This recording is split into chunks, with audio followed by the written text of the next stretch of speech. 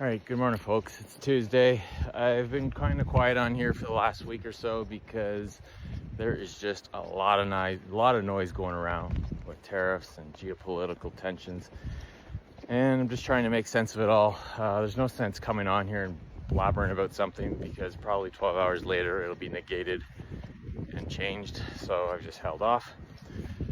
I'm waiting until I get some clarity or some epiphanies on certain things before I get on here. And here's what I got today. So risk managers, asset managers, wealth managers, when they look at the risk of their portfolio, they do so on what is called a VAR basis, value at risk.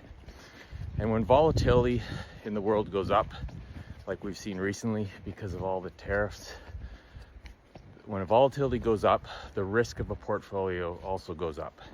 And in order to reduce the risk of one's investment portfolio, they must reduce the actual size of the positions. So that means selling. Okay, so volatility up induces selling to reduce the risk of the portfolio.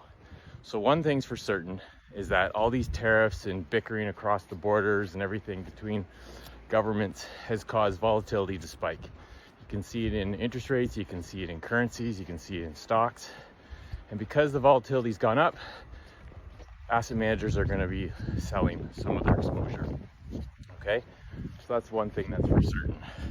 Another thing that's for certain relates to interest rates. If volatility up, that also reduces risk, which means companies are less likely to make certain investments and start certain projects because things are uncertain. They don't know what the future holds. And if companies are holding back on making major investments or building manufacturing plants because they don't know if they should be putting them in Canada or in Mexico or in the US, that is going to reduce the amount of GDP, which is going to slow down the economy, regardless of what happens with tariffs, okay? So people that are running companies in America's South, North, are going to cut back on their investments just because of the uncertainty, which is going to see the economy slow down. How does that relate to interest rates? Well, the economy's slowing down. That is going to take some heat off inflation, and that is also going to allow the central bank, specifically Bank of Canada, to continue cutting interest rates, or possibly even cut more than expected. You know, I think the expectation was that rates were going to fall probably another 0.75% into the end of this year.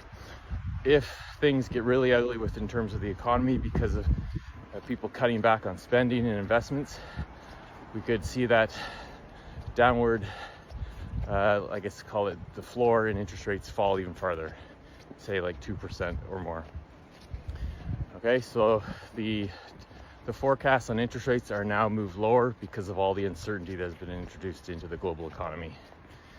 So, selling on investments because of VAR going up and lower interest rates, lower mortgage rates because of the uncertainty as well. That's what has transpired so far.